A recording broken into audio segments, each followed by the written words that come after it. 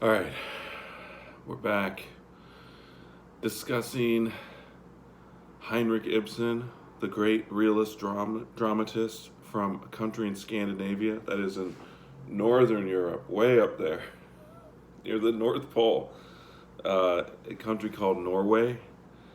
But he lived also throughout Europe, especially as a young man or middle aged man when he really came into his own as a writer. I say young because I'm currently about the age he was when he came into his own. Um, and then, particularly now discussing his most famous play, Doll's House, one of the most widely performed plays in the world. Again, Ibsen is really second only to Shakespeare in significance as a dramatist. He really, when he started writing plays, really no one, you went to the opera, you went to see light comedies, farces, light operas, but there was no theater in the, you know, I don't know, pretentious or serious sense of the word, the way you think of like, it's like there were corny movies, but no serious Oscar ones. He reinvented he kind of invented the serious realist theater about everyday people's problems.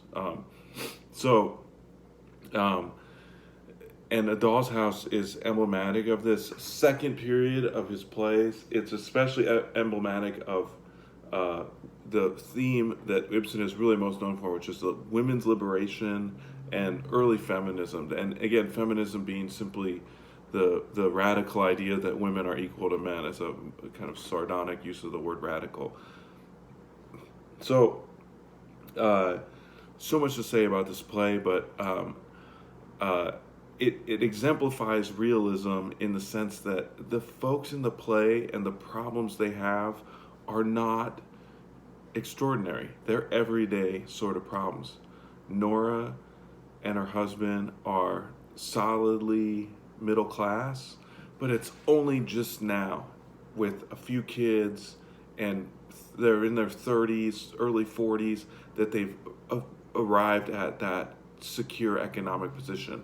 There's been hardship before, in particular, when they were first married, he got sick. He made himself sick overworking, and Nora took out a loan under false information to pay for his convalescence. They moved to Italy, which was a common thing at the time. People, to escape from sickness, you would move south to a more temperate, Mediterranean climate to convalesce.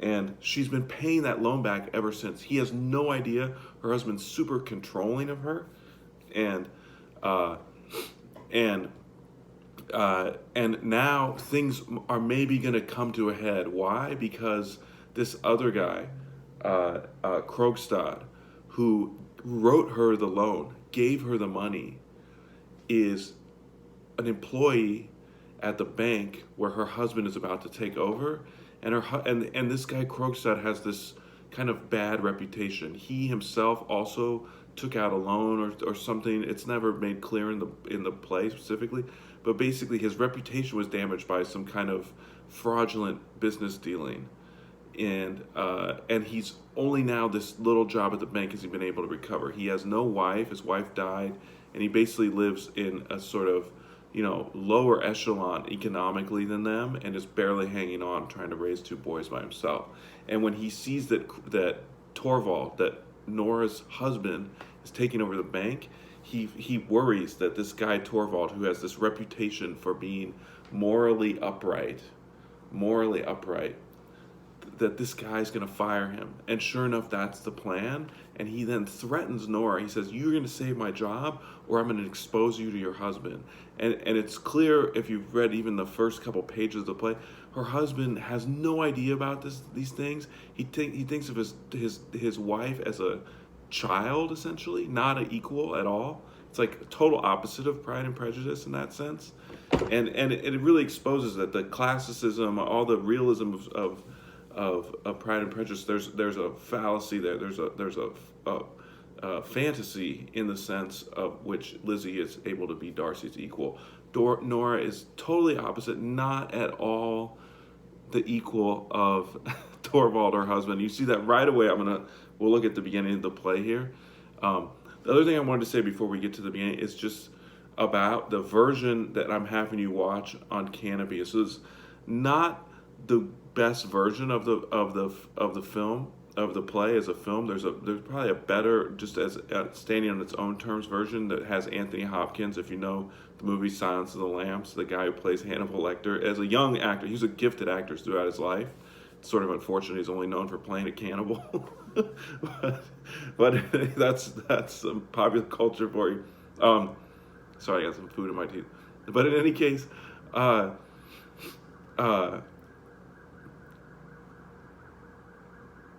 back to what I was saying. In any case, I wanted to mention the version of the play the version of the movie we're watching, which is from 1973, and it stars a very, very great, very important cultural figure in America, Miss Jane Fonda.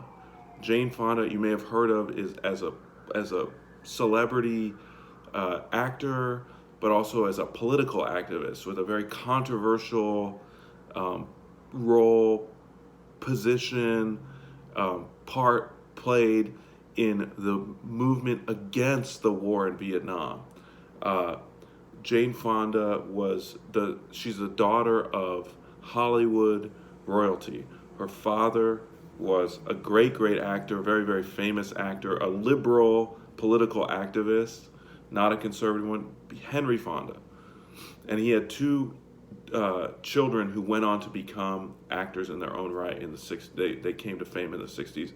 Jane Fonda and Peter Fonda. Peter Fonda stars in, among other movies, the iconic counterculture motorcycle drug adventure movie Easy Rider. Great movie. Anyways, Jane Fonda won a bunch of Oscars in the 70s and 80s.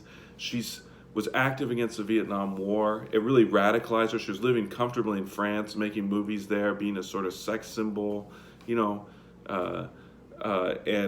she saw the protests in France against America's involvement in Vietnam because the French had been there before us, and we invaded Vietnam and then destroyed the country. That we didn't win the war, but we effectively destroyed the country's environment. To this day, there's all these problems there from the use of chemical weapons by the U.S. government and its allies in Vietnam. So, righteous cause, she was on the right side of history. And to this day, Jane Fonda has been involved in political struggles for what we call progressive or left-wing or democratic socialist causes. She until this COVID thing hit and the pandemic has forced everyone indoors, she was on a weekly basis getting arrested doing civil disobedience. She's 80 years old, being arrested doing civil disobedience at the Capitol in D.C., protesting the inaction on global warming, or what's euphemistically called climate change. So Jane Fonda, very, very important figure in our culture, and she made this movie. The movie was first on television. It was made for ABC, like Sunday night movie theater, back when there was real culture on television and not just garbage all the time. And she made it in 1973, really at the height, sort of infamy of her fame. So you're watching someone who's like larger than the role try to play the role of Nora, and it doesn't quite work, but it has its moments, and a real feminist icon playing the part of a feminist icon. So what happens in The Doll's House, right away, the tone is set, and you can see what the play's name is suggesting, that Nora is like her husband's, as she says later in the play, I'm your doll wife. I played with my dolls when I was a kid, and I'm your doll that you play with, and you don't treat me like a full human being. And that's when she makes this insane, for the time, and even today it strikes us when we see the play or read it, striking radical decision to leave him, to leave her husband. And it's a great moment of what we call in our class enlightenment. She's like, no, I'm not going to obey you anymore. I'm going to think for myself, and the first step in that direction is to get out of here and go live my own life without your tyranny, without all the lies and falsity that's stained their relationship. So let's just look right at the beginning of the play, and you see, Ibsen's use of language is very straightforward, and it really hits at all these themes that we think of as realism, like just people doing basic errands, people worrying about money, and people in the course of just normal conversations revealing all kinds of things about themselves without, having to tell you it, just by their behavior showing us who they are and what their relationship is like. So it's essentially Christmas time when the play starts, and Nora's been out shopping. So if you look at the beginning here, she comes in, she pays the porter, and then she sneaks like a kid. She sneaks a cookie, a macaroon, before she sees her husband. So because she knows he doesn't like her to have them because she'll get fat or whatever it is. But he infantilizes her, treats her like a little kid, and it's very clear at the beginning of the play. And she plays this role for him. She plays this part of like, I'm a frivolous woman.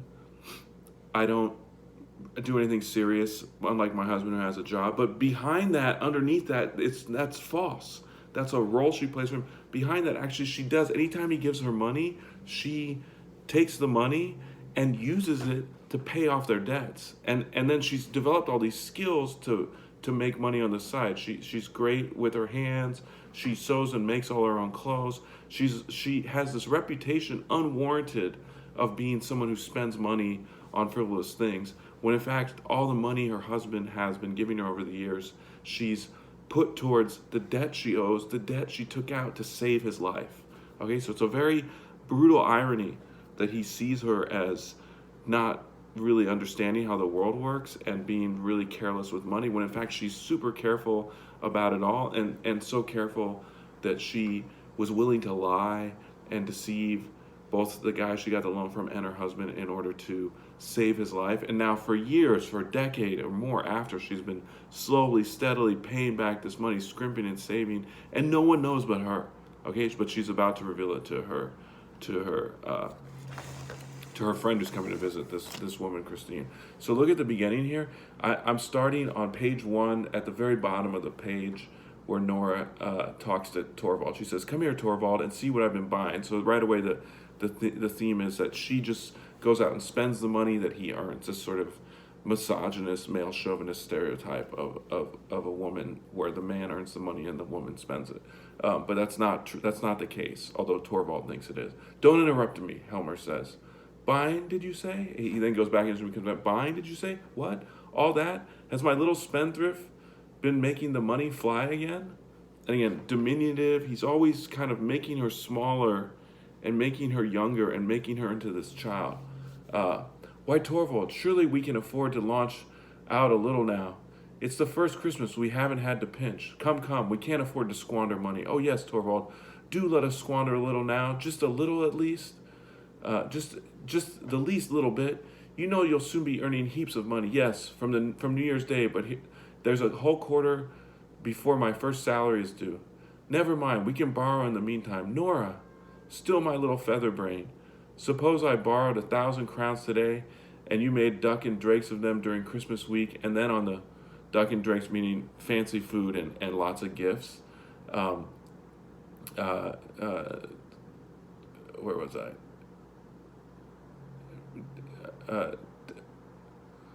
Duck and drakes them on Christmas week, and then on New Year's Eve, a tile blew off the roof and knocked my brains out. Hush! How can you talk so horridly? But supposing it were to happen, what then?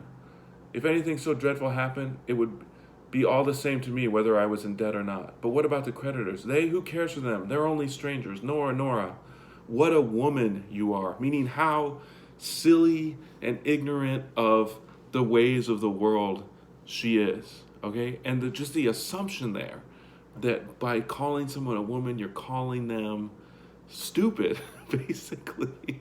That's an assumption that this play is challenging, okay? And that this period in Ibsen's plays, a sociological period, is challenging. The idea that, for example, when a woman marries a man, she essentially becomes his property, something he owns, and she doesn't have rights, and she would never think of divorcing, and she would definitely not even think of having, in this social standing that they're in, having a job having ideas of her own, reading books he doesn't approve of so and so on and so on. Basically, whatever her husband believes, she also is supposed to believe and go along with. Okay, so that what a woman you are. But seriously, Nora, you know my principles on these points: no debts, no borrowing. Home life ceases to be free and beautiful as soon as it's founded on borrowing and debt. We too have held out bravely till now, and we're going to hold out. We're not going to give in at the last. Very well, as you please, Torvald. Come, come, my little lark, mustn't droop her wings like that. What? Is my squirrel in the sulks? Nora, what do you think I have here? Money? Of course. I know all sorts of things are wanted at Christmas. And then they go into this thing, and when you first see the play, it's almost shocking that she is chasing after the money here. And he's treating her like a child, and dangling in front of her and pulling it back, and she's after it. And then but you see Ibsen's mastery of his craft, that things very quickly are not what they seem there when she reveals, when her friend Christine, who's sort of her foil, her contrasting character, comes to visit. And Christine's had this whole different life where she wasn't able to marry for love the way Nora did at first, although Nora stopped loving her husband long ago, and because she's put on this act and lied and so on. But Christine's had to work, and when Christine shows up and starts to accuse Nora of these same sort of things, of being frivolous, of being childlike, Nora's like, what are you talking about? Like, let me tell you the secret I have, and something that Torvald doesn't know, and astonishes Christine, and it really sets the tension, and that becomes the whole plot of the play. Is like, can she keep the secret from her husband and protect his innocence, not her innocence, but his innocence. Okay, and that's really the irony of the play here, is that this woman who seems so innocent and childlike, she's the one who's putting on this act to keep her husband from knowing, to keep him naive and innocent about who she really is and what she's really capable, which is when she's in a position of difficulty, she can find her way out. She's a strong, clever, adult human being, and she saved his life, and he has never known, and even when he finds out, he doesn't appreciate it. So that's the kind of intro here. Please watch the film. Watch the clip of Jane Fonda addressing the press. She went to northern Vietnam, went and visited our quote-unquote enemies in northern Vietnam, and spoke about the need for peace on their terms, not ours, when she got back, and spoke about the war crimes that the United States carried out in that country, which are astonishing. Okay, well, have a wonderful day, and I'll be back tomorrow discussing two other parts of the play, and giving some review overall of classicism and modernism and realism. Okay, have a great day, and stay safe out there in the crisis. Power to the people.